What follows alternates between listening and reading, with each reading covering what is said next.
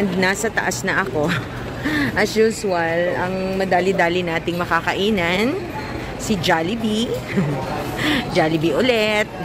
So, Ella, dito na naman ako sa Jollibee. Tayo mag-breakfast.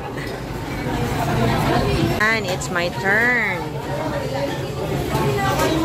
Nag-closing na kasi yung isa. So, magpapalit ng cashier. Ako ang papalit na order din dito sa katabi ko. So, breakfast muna ako. Ito lang, hot choco, egg, hotdog, and rice. Hindi na ganun ka-heavy. Anyway,